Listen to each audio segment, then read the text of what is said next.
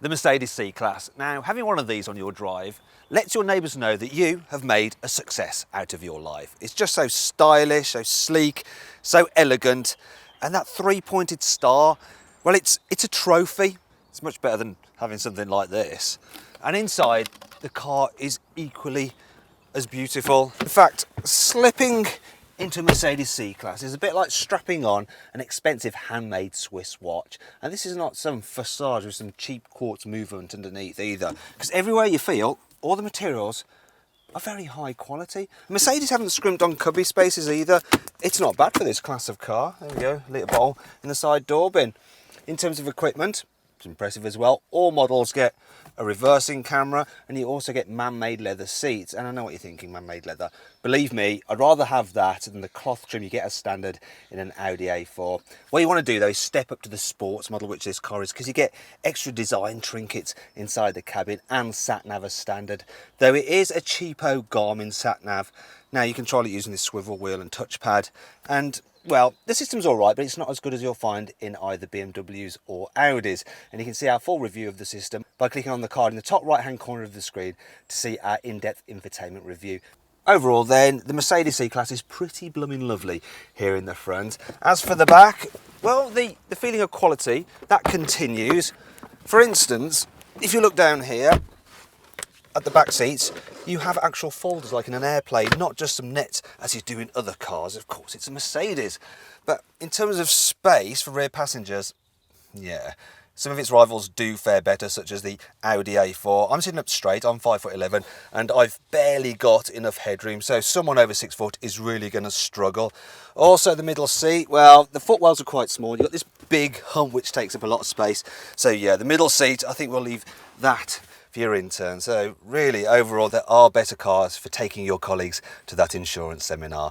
Now, if you click on the top right-hand corner of the screen, you can see exactly what happened when we tried to squeeze 3 people in the back of this car and install a baby seat. Plus, you can see just how much stuff we managed to cram into the boot. Speaking of which, the outright capacity of the C-Class's boot is on a par with its rivals, and it's practical enough. The only issue I have is the fact that this tailgate opening there is just a little bit curved, which does hamper practicality somewhat, but on the whole I can't complain too much. One thing I can complain about is that if you want fold down rear seats on the entry level model, you have to pay extra for those, but they're standard on the higher spec versions, and when you have them you can really carry long items in this car because you get a nice flat low bay.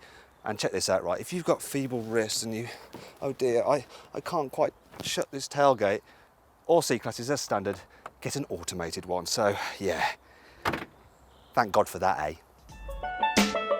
The C-Class has some other features which are more useful. Here's 5 of them. The sat-nav knows when you're in a tunnel and turns off the air vents to prevent fumes entering the cabin. The car can drive and steer itself at speeds of up to 37 miles an hour. After that, I guess you're on your own. The central locking has been specifically engineered to make an upmarket sounding clunk.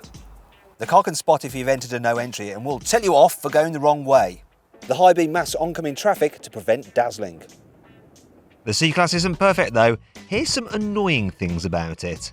In UK cars, the driving position is a little bit offset, so you can feel a touch twisted behind the wheel. The shortcut buttons for the infotainment system aren't with the controller, they're up there. The 2.1 litre diesel engine is pretty noisy. It sounds like it belongs in a van, not a car. At the moment, you can't get the car in the UK with all-wheel drive. Why? The standard infotainment screen is a bit like a cheap knockoff iPad. To be fair, this Mercedes doesn't really need to be four-wheel drive as it's very secure on the road. This Mercedes C-Class, it really takes the sting out of long motorway journeys. Its cabin is nice and quiet, the seats are really comfortable, and it feels planted when you're going quickly, especially if you've got the optional air suspension, which is unique in this class. Now, if you can't stretch to that setup, you've got 3 choices. So there's the nice and soft comfort suspension in the SE model, which unfortunately just feels a bit too roly-poly in the corners. Then there's the really hard, sporty suspension in the AMG line, which is just too firm and fidgets about all over the place. Now, the best bet is the one in this car. This is the sport model and it has a happy midpoint, so you get good handling and decent comfort, and it's the one that I recommend you go for. Visibility in this car is pretty much the same as its rivals, so Not bad for a saloon, not quite as good as a hatchback. And you can see for yourself by clicking in the top right hand corner of the screen on the card to watch our 360-degree video. In terms of engines, you can have petrol power, you can have hybrid power, you can have diesel power, which obviously is going to be the most popular. This is the 250 CDI, so it's a 2.1 litre diesel engine, and it's got just over 200 horsepower, and that's good for 0 to 60 in not much more than 6 seconds, so it feels really quick. Yeah, it gives good economy too. So Mercedes says 65 miles per gallon. The trick computer says 51 miles per gallon, which isn't bad at all. Now, I would recommend you spend extra to get this engine, though most people would probably be fine with the slightly cheaper 220 CDI, which has the same engine, but with just a bit less power. One thing you've got to spend extra on though is the automatic gearbox, because Mercedes manual is a little bit yuck.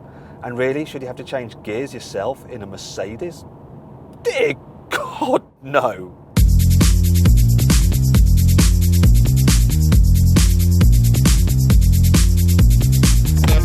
So then, overall, what do I think of the Mercedes C-Class? Well, that 2.1 litre diesel engine is a bit noisy and rear headroom a touch tight, but it's a super luxurious car and it's a really relaxing cruiser. Now, if you click up there, you can see more information and find out the best deal you can get on a C-Class at carwow.co.uk.